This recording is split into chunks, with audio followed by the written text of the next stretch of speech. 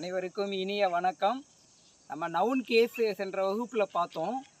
அதோடைய தொடர்ச்சியை தான் இந்த இடத்துலையும் பார்க்குறோம். ஏன்னா 5 நிமிடத்தில் நம்ம எதுவும் சொல்ல முடியாது. அது கிட்டத்தட்ட ஒரு 15-20 நிமிடங்களுக்கு மேலே வரும்.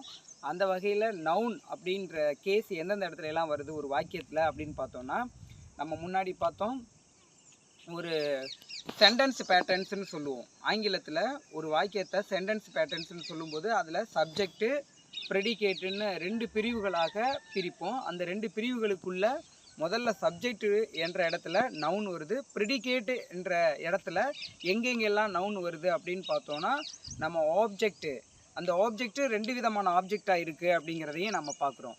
ஒன்று வந்து டைரக்ட் ஆப்ஜெக்ட்டு, இன்னொன்று இன்டைரக்ட் ஆப்ஜெக்ட்டு அப்படின்றத நம்ம பார்த்துருக்கோம். ஸோ டைரக்ட் ஆப்ஜெக்ட்னா என்ன அப்படிங்கிறத இந்த வகுப்பில் நம்ம பார்க்க போகிறோம். உதாரணத்தின் மூலமாக நம்ம பார்க்கலாம். உதாரணத்திற்கு ராமா கேவ் ஹரி எ பால் என்ற ஒரு வாக்கியம் பார்க்குறோம். ராமா கேவ் ஹரி எ பால். ராமா கேவ் ஹரி எ பால் என்ற ஆங்கில வாக்கியத்துக்கான தமிழாக்கம், ராமா ஒரு பந்தை ஹரிக்கு கொடுத்தான். இதுதான் இந்த ஆங்கில வாக்கியத்துக்கான தமிழாக்கம். இதில் இந்த இடத்துல நவுனு எங்கே வந்து ஆப்ஜெக்டாக வந்திருக்கு அப்படின்னா 2 விதத்தில் ஆப்ஜெக்டாக வந்திருக்கு. ஹரி என்பதும் ஒரு ஆப்ஜெக்டு, பால் என்பதும் ஒரு ஆப்ஜெக்டு. இதில் ஹரி என்பவர் இன்டைரக்ட் ஆப்ஜெக்டாக இருக்குது. அதே மாதிரி பால் என்பது ஒரு டைரக்ட் ஆப்ஜெக்டு. அப்புறம் ஒரு வாக்கியத்தை பொறுத்த வரைக்கும் 2 விதமான ஆப்ஜெக்ட் இருக்குது. ஒன்று டைரக்ட் ஆப்ஜெக்டு, இன்னொன்று இன்டைரக்ட் ஆப்ஜெக்ட் அப்படின்னு 2 விதமான ஆப்ஜெக்ட் இருக்குங்கிறத நம்ம பள்ளி பாட வகுப்பில் பார்த்துருக்கோம். அதை வந்து இப்போ ரீகால் பண்ணுறோம். இப்படி இருக்கும்போது சாதாரணமாக ராமா கேவ் ஹரி எ பால், இதே வாக்கியத்தை நம்ம வேறு மாதிரியும் அமைக்கலாம். அது என்ன அப்படின்னு பார்த்தோம்னா, Rama gave a ball to Hari அப்படிங்கிறதையும் நம்ம இங்கே பார்க்கலாம். Rama gave a ball to Hari. முன்னாடி என்ன பார்த்தோம்? ராமா கேவ் ஹரி ஏ பால் அப்படின்னு பார்த்தோம். அப்போ ஒரு டைரக்ட் ஆப்ஜெக்ட்டு, ஒரு இன்டைரக்ட் ஆப்ஜெக்ட்னு 2 வந்திருக்கு. இந்த 2ல் இன்டைரக்ட் ஆப்ஜெக்ட்டு வெர்புக்கு அடுத்தபடியாக வந்திருக்கு. இந்த இடத்துல எந்த இடத்துல? ராமா கேவ் ஹரி எ பால் என்ற வாக்கியத்தில் ஒரு இன்டைரக்ட் ஆப்ஜெக்ட்டு கேவ் என்ற வெர்புக்கும் பின்னாடி வந்திருக்கு. அப்போ டைரக்ட் ஆப்ஜெக்டான பாலுக்கு முன்னாடி வந்திருக்கு இது. ஆனால் இன்னொரு வாக்கியத்தில் பாருங்கள், Rama gave a ball to Hari அப்படின்னு நம்ம இந்த வாக்கியத்தை அமைக்கலாம். அப்போ டு ஹரி அப்படிங்கிறத இன்டைரக்ட் ஆப்ஜெக்ட்டு வாக்கியத்தோட கடைசியில் வந்திருக்கு. இதே மாதிரி இன்னொரு உதாரணம் பாருங்கள். Will you do me a favour, will you do me a favour, எனக்கு ஒரு நல்லது செய்வாயா என்பது தான் இந்த ஆங்கில வாக்கியத்துக்கான தமிழாக்கம். இதில் மீ என்பது ஒரு இன்டைரக்ட் ஆப்ஜெக்டாகவும் ஏ ஃபேவர் என்பது ஒரு டைரக்ட் ஆப்ஜெக்டாகவும் இருக்குது.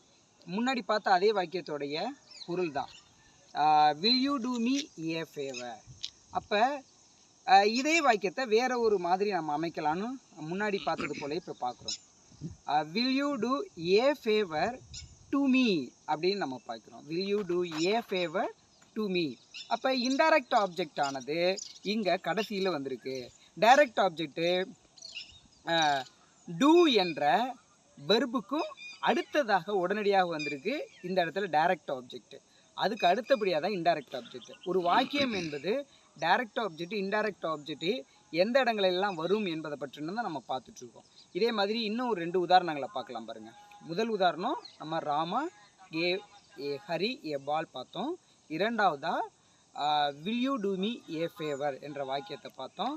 மூணாவதாக I bought my daughter a gift அப்படின்னு சொல்கிறோம். I bought my daughter a gift அப்படின்னா என்ன? இந்த இடத்துல இன்டைரக்ட் ஆப்ஜெக்ட் எங்கே வந்திருக்கு? இன்டைரக்ட் ஆப்ஜெக்ட்ன்றது தான் என்னுடைய மை டாட்டர்ன்ற பார்த்தீங்களா, அதான் இன்டைரக்ட் ஆப்ஜெக்ட். வெர்புக்கும் அடுத்ததாக வந்திருக்கு. அப்போ டைரக்ட் ஆப்ஜெக்ட்டுக்கும் முன்னாடி வந்திருக்கு. இப்போ இந்த வாக்கியத்தை மாற்றி அமைக்கிறோம் பாருங்க. ஐ பாட் ஏ gift ஃபார் மை டாட்டர் அப்படின்னு நம்ம சொல்கிறோம். I pot A gift for my daughter. அப்போ இன்டைரக்ட் ஆப்ஜெக்ட் எங்கே போயிட்டு? கடைசியில் போயிட்டு. எப்படி போயிருக்கு? ஒரு ப்ரிப்போசிஷனோட சேர்த்து போயிருக்கு. ப்ரிப்போசிஷனை கொண்டு ஒரு இப்படி தான் வாக்கியத்தோட அமைப்பு இருக்குது. ஒருவேளை இன்டைரக்ட் ஆப்ஜெக்ட்டு வெர்புக்கும் பக்கத்துலேயே வரணும்னா அந்த இடத்துல ப்ரிப்போசிஷன் தேவைப்படாது. அதுக்கு அடுத்ததாக வரும்போது இல்லை ஒரு வாக்கியத்தில் கடைசியில் வரும்போது ப்ரிப்போசிஷனோட தான் வரும் அப்படிங்கிறத நம்ம இந்த வாக்கியங்கள் மூலமாக தெரிஞ்சுக்கிறோம். இன்னும் ஒரே ஒரு உதாரணம் பார்க்குறோம். ஃபெச் மீ ஏ புக் அப்படின்னு சொல்கிறோம். எனக்கு ஒரு புத்தகம் கொடு அப்படின்றோம். அப்போ இந்த இடத்துல மீ என்பது ஒரு இன்டைரக்ட் ஆப்ஜெக்ட், ஏ புக் என்பது ஒரு direct object. Fetch A book for me அப்படின்னு நம்ம சொல்லலாம். அதேமாரி get a taxi, get him a taxi அப்படின்னு சொல்கிறோம். ஹிம் என்பது ஒரு இன்டைரக்ட் ஆப்ஜெக்ட், ஏ டாக்ஸி என்பது ஒரு டைரக்ட் ஆப்ஜெக்ட். அப்போ டைரக்ட் ஆப்ஜெக்ட் கடைசியில் போயிடுது, இன்டைரக்ட் ஆப்ஜெக்ட் ஃபர்ஸ்ட்ல இருந்து. ஆனால் ப்ரிப்போசிஷனோட ஒரு டைரக்ட் ஆப்ஜெக்ட் வரணும், இன்டைரக்ட் ஆப்ஜெக்ட் ஒரு ப்ரிப்போசிஷனோட வரணும்னா அது கடைசியில் தான் வரும். எப்படின்னா get a taxi for me அப்படின்ற மாதிரி இன்டைரக்ட் ஆப்ஜெக்டை பொறுத்த வரைக்கும் பெரும்பாலும் யாரெல்லாம் வரும்னா பொருட்கள் பெரும்பாலும் வராது. இந்த மனிதர்கள் அல்லது உயிருள்ள ஒரு பொருட்களாக தான் பெரும்பாலும் இன்டைரக்ட் ஆப்ஜெக்டாக வரும் என்பதை நம்ம தெரிஞ்சுக்கிறோம். இதே போன்ற அடுத்தடுத்த ஆப்ஜெக்டில் என்னென்னலாம் இருக்குது அப்படிங்கிறத பார்க்கலாம். இங்கிலீஷ் பேசலாம், ஹேண்ட் ரைட்டிங் எழுதலாம் என்ற யூடியூப் சேனலை சப்ஸ்கிரைப் செய்து அனைவருக்கும் ஷேர் செய்து மாணவர்களுக்கு பயன்படும்படி இருக்குமாறு வேண்டி கேட்டுக்கொள்கிறோம். நன்றி, வணக்கம்.